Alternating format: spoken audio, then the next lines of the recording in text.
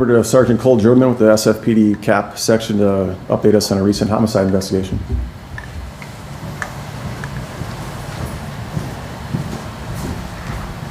Hello and good morning. Here to talk about a homicide investigation that we've been conducting here at the Sioux Falls Police Department. Some information came out yesterday. Though we've done an extensive investigation into this incident at this point, it's still in its infancy, so we can't go into a lot of detail for things that we can cover, just for the integrity of the case and evidence and things of that nature. But I'll cover what I can with you guys. So on September 5th, 2025, at about 8:53 a.m., officers from the Sioux Falls Police Department were dispatched to Cherry Rock Park, located at 1800 East 18th Street for a check well-being call. When police responded, they located the victim, Thomas Mark Fernandez, Thomas Thomas, and then Fernandez, Fernandez, date of birth 7/4/1974. He was at the park and had visible injuries. Ultimately, he was taken to a local hospital and later died from his injuries. 4 suspects were identified through this investigation. They're all currently at the Minnehaha County Jail. Those suspects include Donovan Birdnecklace Pigney, date of birth 02/09/2000, and then Tiana Herrera, date of birth 5/10/2001, and Chaska Little Bear, date of birth 8/25/1995, and then Al Pigney, date of birth 06/12/1992. Should be noted at the time of this incident, Al and Donovan were both on parole. All suspects were initially arrested and lodged for aggravated assault and robbery in the second degree, pending further investigation and autopsy results. All suspects, were indicted yesterday at grand jury for 6 counts: murder in the first degree, murder in the second degree, robbery in the second degree, aggravated assault, and manslaughter in the first degree. This investigation has continued and is still continuing, and there's no risk to the public at this time. This was not a random event where someone was targeted, someone was working out there, anything like that, or playing. We believe these individuals were affiliated or knew each other to some extent, and this wasn't a random event. No risk to the public.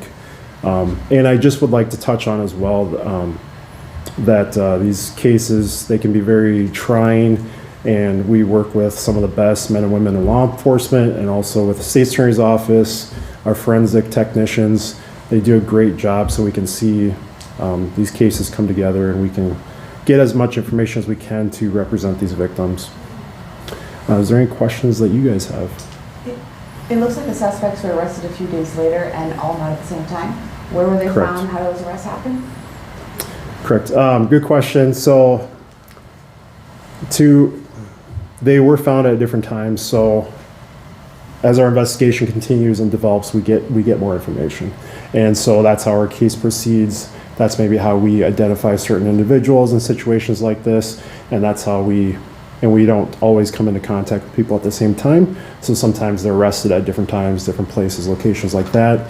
I'm not able to say at this time where they arrested at, anything like that, but I can tell you Donovan was arrested on the 10th, Tiana was arrested on the 10th, Chaska Little Bear was arrested on the 12th, and then Al Pigney was arrested on the 10th. Were they cordial arrests? Were they fighting anything? We did not have to fight with them. Okay. They were arrested in Sioux Falls? Correct. Go ahead. Oh, well, what was the motive? What was the disagreement about that led to this? So I can't really touch on that, but they have extensive charges here. Robbery is certainly one of those. Can you tell us what made somebody call in to do a well-being check? Was it a bystander? It was an individual person, not related. They were concerned for the individual and believe he maybe needed some medical attention, and they were concerned about him, so we were called to assist him. And injuries, what did those look like? Were those injuries from being hit, being kicked? Were they stab wounds? Were they gunshot wounds?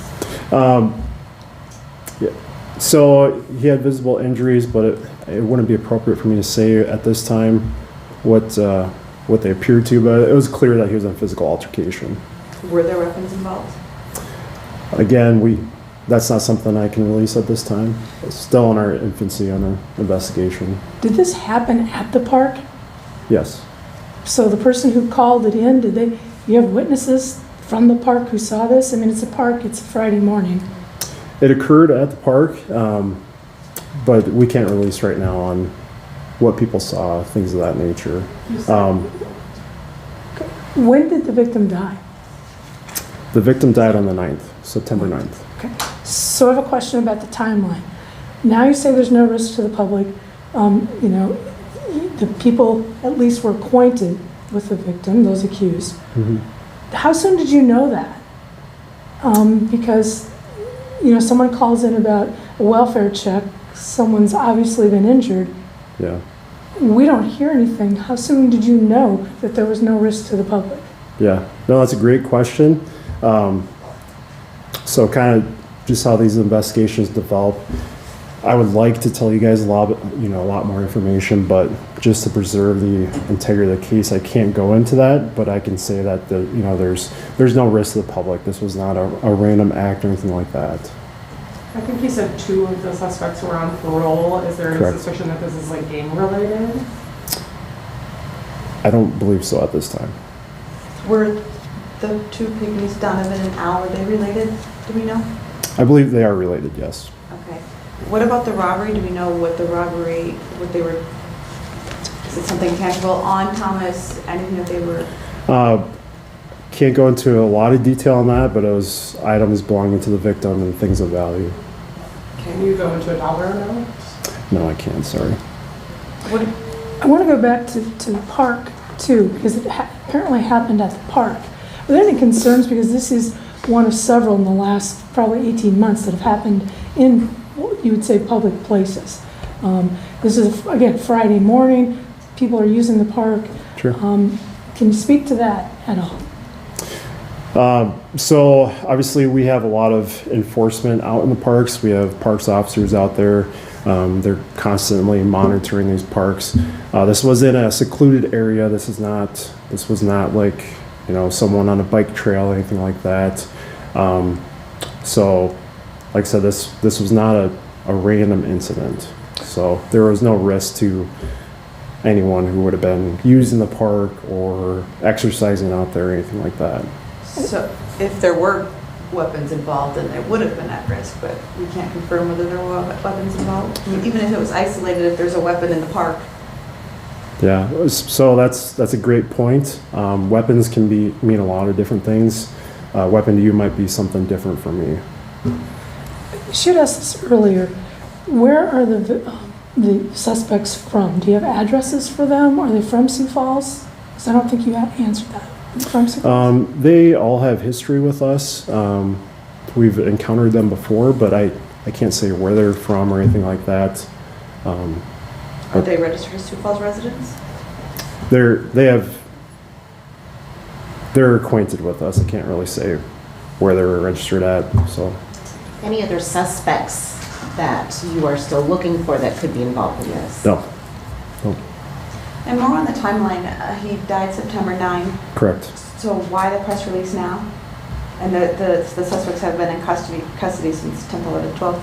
Sure. So Sure, that's a great question. So in these cases, you know, when we're doing our investigations, we have to kind of gauge that on how are we going to preserve our evidence, because, you know, when an incident first happens, we might not know what we're trying to collect, and if we push this information out right away, people who do have access to evidence or things that we're looking for, they can quickly be destroyed, changed, discarded. We may never find them again, and then we're not doing justice to the victim who lost their life either, because then we can't give them a good case to represent them.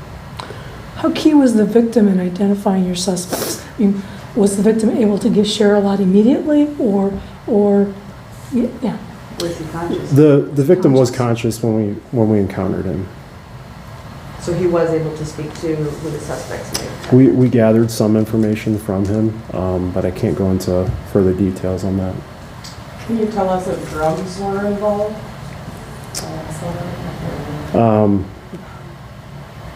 Drugs do appear to be involved in this incident, yes. Can you expand on what kind of drugs, marijuana, methamphetamine? Not at this time, no. Or will there be autopsy results revealed? Has there been, is an autopsy complete? Obviously, so. Yep, good question. So an autopsy did take place. We have a provisional report. It usually takes a while to get a final report from the coroner's office. The charges are very similar at this point. Would you expect that to change at all as you continue the investigation where one suspect might be more responsible for the ultimate death? Or, can you expect any changes that way? That's a good question. So a lot of that is in the hands of the state's attorney's office on how they proceed with the case, as well as what charges they do or do not move forward with.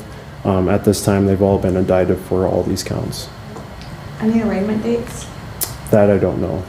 It looks like on what we're seeing so far on e-courts that there's a couple of them, Donovan had some upcoming hearings, Sure. some previous warrants. Are those still pending? Looks like he had an active case that I could see, but those would still be pending. It looks like it's still open. I don't know dates or anything like that, though. Okay. I want to bring up how there's a delay in bringing this information to the public. Mhm. When there were police scanners, there was some information that was readily available to the public. Sure. And they could choose how they wanted to respond. Now we're looking at days, possibly weeks after the fact. How do you justify that the public doesn't have that access to make their own choice in real time? Sure. I won't try to justify anything like that. Decisions with, the radio and things like that. To my understanding, that's a national standard at this point, and it sounds like we were kind of on the back end of that from that change. But obviously, that's for people in higher positions than me. As far as releasing the information, my focus primarily is on the investigation. I supervise the detectives, so that's primarily our focus. And at the time when we're doing this investigation, we felt there was no risk to the public. We've heard a lot about situations where individuals or groups of individuals may be, quote, living or staying for longer times along the green belt trail Sure. and park areas. Any dynamic of that to this incident at all? I wouldn't be able to touch on that at this point. Police were called at 8:53 in the morning. How long before that did the incident happen? Yeah, so that's pretty key information that I couldn't release right now. I know. There's certainly a lot of information I would like to share with you guys, but just for the integrity of the case and for the victim, I just can't release that right now. Have any next of kin been notified for Yes. Thomas? Yes, And they were a few weeks ago. They're not finding out at the same time. correct.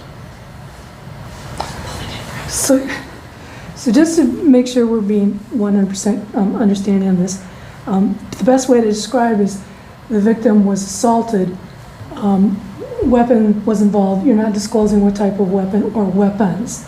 Is weapons plural applicable here, or is it weapon? Yeah, so it's a great question, but I don't think it's appropriate for me to touch on that at this point. That would be some key information I'd be putting out there, so. Have weapons been apprehended? Again, I'm not going to touch on that at this point. But we can assume that the public is safe even though weapons might be at large. There's no risk to the public at this time. And it would be accurate to say assaulted, at least one weapon involved, or would be inaccurate to say weapon?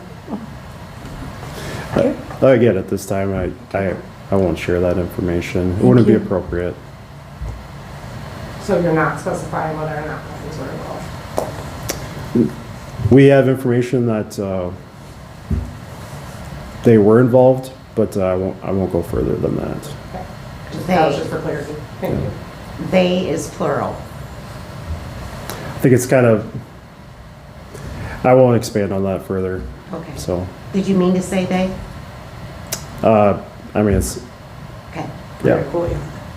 Yeah. Regarding the autopsy, have any labs been sent out of state for analysis?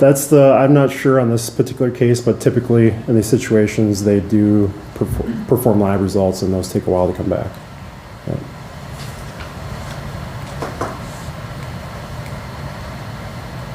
Any other questions? Thank you, guys. Thank you.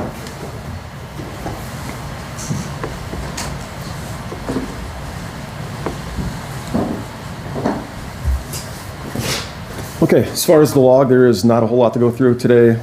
There was one assault with a report, storage unit burglary, frauds and family offenses were standard reports, along with a rape and sex offense on the list here. Simple assaults were mostly domestics. Sudden death was not suspicious, and the 2 weapons violations, one was a report, no arrests, and one was involving a juvenile. Excuse me. I did want to touch on, as we've done the past couple Thursdays, the Crime Stoppers Crime of the Week was released today. Again, I'll just go over that real quick. On Friday, September 19th, officers took a report of a counterfeit bill that was passed at a local business near 12th Street and Kiwanis Avenue. The suspect in this case was described as an African-American male with medium-length dreads that had passed a $50 counterfeit bill at that location. Upon looking into the incident a little further, officers were able to determine that this same suspect had passed a counterfeit bill, another $50 bill, the previous day at a business near 85th Street and Louise Avenue. And there is video of the suspect leaving in what's believed to be a black SUV after this incident. Photos of the suspect have been added to the Crime Stoppers website, which is crimestoppersempire.com.